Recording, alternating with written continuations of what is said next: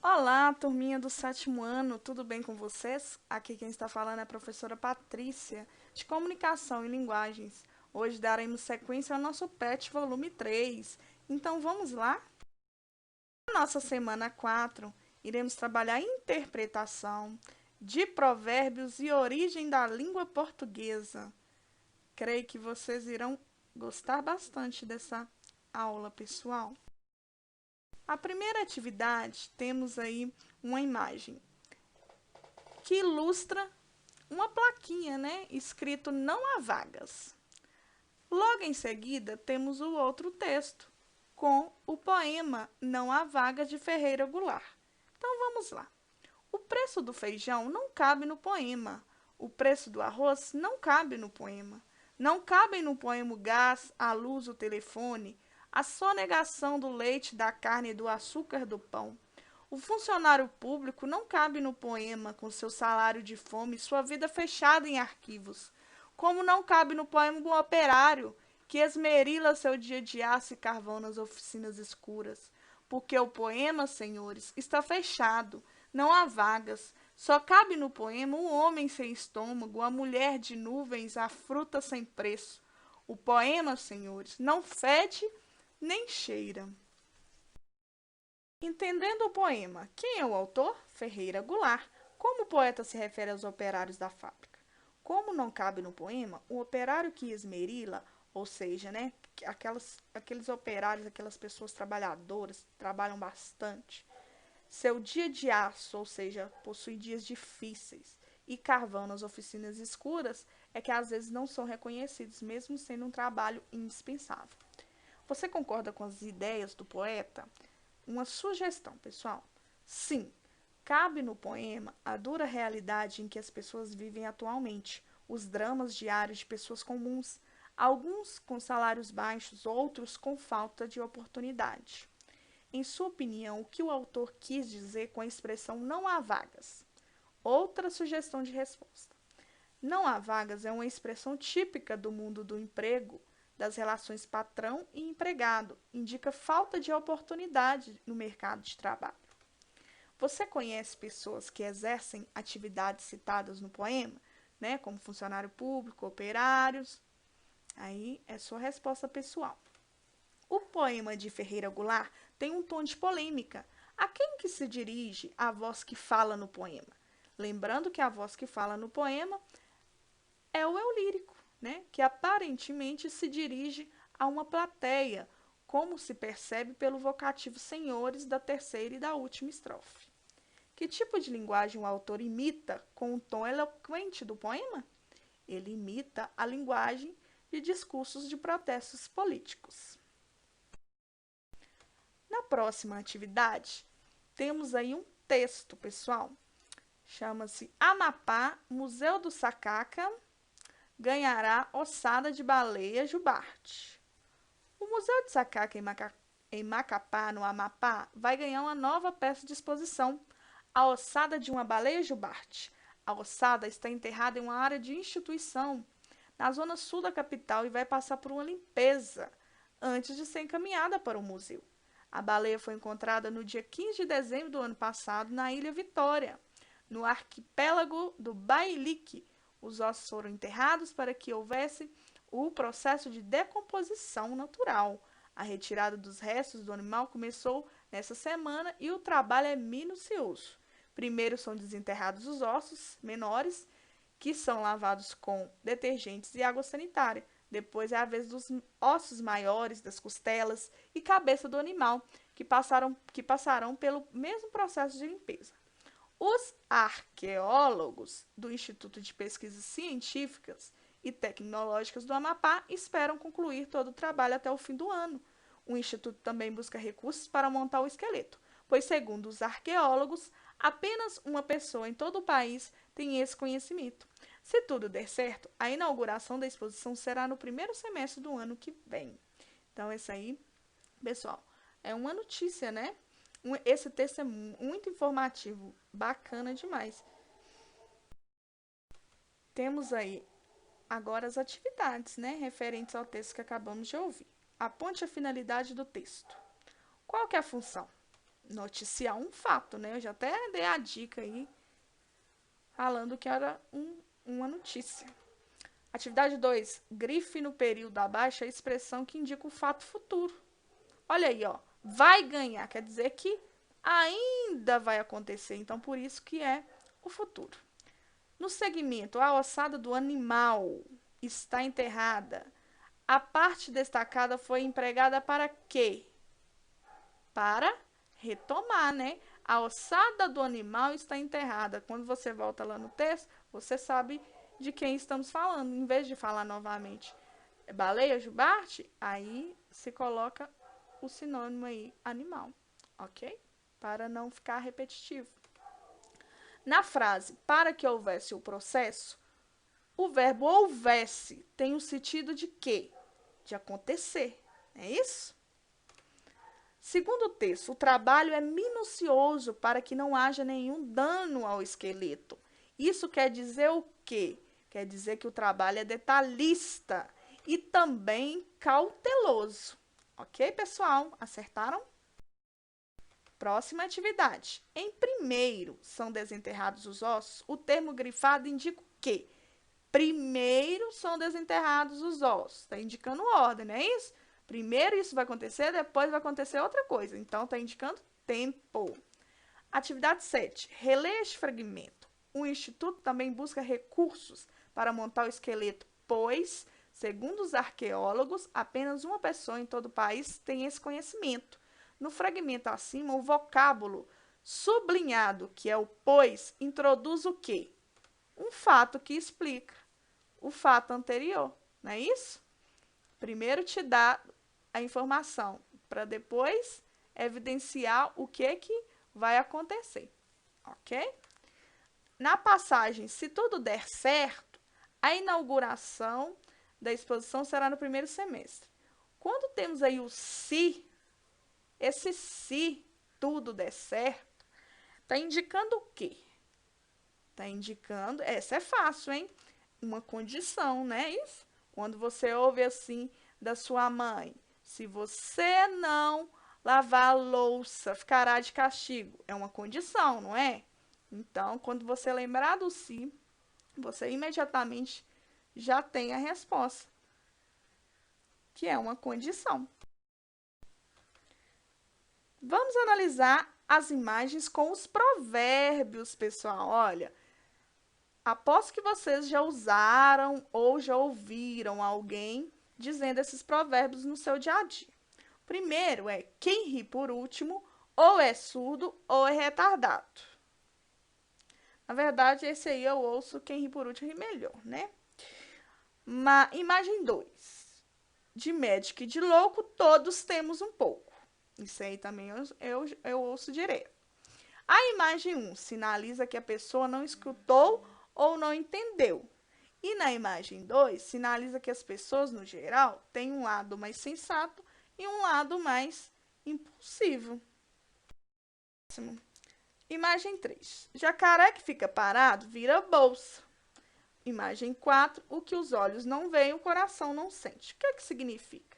Na imagem 1, quer dizer que se a pessoa não for esperta, ela fica para trás, pois os jacarés são caçados quando estão dormindo, né? Então, eles têm que ficar espertos para não virar a bolsa. Isso que é o provérbio. Imagem 2. Aquilo que desconhecemos não nos faz sofrer, que é o que os olhos não veem, o coração não sente. Próximo. Explique cada provérbio. O primeiro é, macaco não olha para o rabo. É mais fácil ver o defeito dos outros do que os nossos próprios defeitos.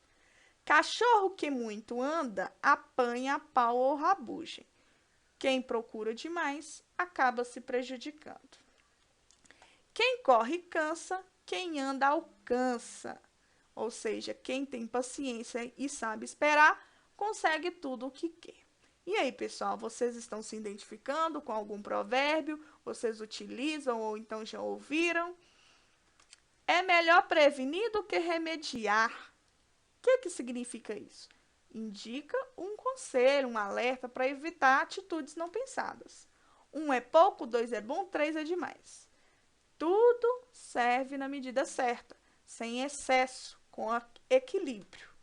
Água mole em pedra dura, tanto bate até que fura, que é necessário persistência para conseguir o que se deseja. Uma andorinha só não faz verão, quer dizer que ninguém sobrevive sozinho, sem companhia, sem ajuda. Boca calada não entra mosca. É melhor em certas situações ouvir do que falar. Vão-se os anéis, ficam os dedos. Quando se perde algo, porém o que ainda se possui é o que é mais importante. Cavalo dado não se olha os dentes, que ao recebermos um presente, temos que ser gratos, né? Temos que estar satisfeitos, mesmo que não seja, né, do nosso gosto, do nosso agrado. Nossa atividade 3, iremos observar um fragmento. Quase 200 línguas indígenas podem desaparecer no Brasil nos próximos anos. Segundo a Unesco, a principal causa é o contato das tribos com a vida nas cidades, principalmente na Amazônia. Então, pessoal, vocês irão refletir um pouquinho sobre essa questão aí, né, de quase 200 línguas indígenas ter a possibilidade de desaparecer. Isso é muito triste, né? Porque é cultura, né? Faça um breve comentário sobre esse fragmento, tá bom? E na segunda, vocês irão ler o texto Você sabia que no Brasil são faladas mais de 200 línguas? Esse texto é informativo, muito bacana. Espero que vocês leiam, pausem o vídeo, façam a leitura e depois a gente vai fazer o resumo, né, das ideias principais. Temos a sequência, né, do texto anterior e tem algumas curiosidades. Quer ver como o português é uma língua rica? Resultado da contribuição e mistura de vários povos? Lá vai o desafio. De onde vêm as palavras cutucar, bagunça e cochilar? Então, vamos lá. Cutucar vem da palavra cutuque, que em Tupinambá, uma língua indígena, significa tocar com objeto pontudo. E bagunça? Mesmo não sabendo de onde vem com certeza, você sabe como fazer, não é? Bagunça vem da palavra bulungunza, que em Kikongo, que é uma língua africana, é nada mais que uma desordem, uma confusão. E cochilar vem também do Kikongo, que quer dizer dormir novamente. Olha aí que legal essas curiosidades, né? Palavras que utilizamos no nosso dia a dia. Olha, uma vem dos povos indígenas, né? Do tupi, e as outras duas da língua africana. Olha que bacana. Então, ficou assim o resumo das ideias principais do texto. Línguas faladas no Brasil atualmente, que se tem lá, né? A citação. Temos a quantidade de línguas indígenas existentes. Temos a importância das comunidades indígenas e dos imigrantes na construção da nossa língua e a origem de algumas palavras usadas na língua portuguesa, que é o que acabamos de comentar aí, que tem lá nas curiosidades. Temos outro texto a ser lido, pessoal, é só pausar. A formação da língua portuguesa no Brasil. Olha que texto interessante. Vocês irão observar aí do que se trata, né? A língua, sendo um organismo vivo, ela se modifica ao longo do tempo. Palavras novas surgem, né? Outras deixam de ser utilizadas, sendo substituídas. Aí temos lá, na época das grandes navegações, Portugal conquistou inúmeras colônias e o idioma português foi influenciado pelas línguas faladas nesses lugares, incorporando termos diferentes como jangada, que é de origem malaia, e chá, que é de origem chinesa. O período renascentista também provocou uma série de modificações na língua, que recebeu termos eruditos especialmente aqueles relacionados à arte. Com a chegada do idioma Iorubá, da Nigéria, e do Kimbundu, que é da Angola, por meio dos escravos trazidos da África, e com novos colonizadores, que a corte portuguesa quis garantir uma maior presença política. Uma das primeiras medidas que adotou foi obrigar o ensino da língua portuguesa aos índios. Desde o século XVI, a época da formação do português moderno, o português falado em Portugal manteve-se mais impermeável às contribuições linguísticas externas. Já o Brasil, em decorrência do processo de formação de sua nacionalidade, esteve mais aberto às contribuições linguísticas de outros povos. Ainda hoje, o português é constantemente influenciado por outras línguas. É comum surgirem novos termos para denominar as novas tecnologias do mundo moderno, além de palavras técnicas em inglês e em outros idiomas que se aplicam às descobertas da medicina e da ciência.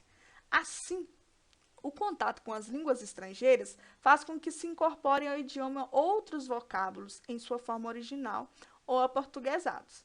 Atualmente, existem muitas diferenças entre o português que falamos no Brasil e o que se fala em Portugal. Tais diferenças não se limitam apenas na pronúncia, facilmente notabilizada na linguagem oral. Existem também diferenças de vocabulário. Só para citar um exemplo, no Brasil dizemos trem, em Portugal se diz comboio. E de construção gramatical, enquanto no Brasil se utiliza uma construção como eu estou estudando, em Portugal prefere-se a forma estou a estudar. Então, pessoal, ao invés de fazerem um texto, façam um pequeno parágrafo, ok? Sobre o assunto tratado, que é o surgimento da língua portuguesa no Brasil, tá bom? Então, finalizamos o nosso PET 3 da semana 4. Parabéns a todos! Que Deus abençoe cada um, muita inteligência, muita sabedoria, muita animação e disposição. Um abraço e até a próxima!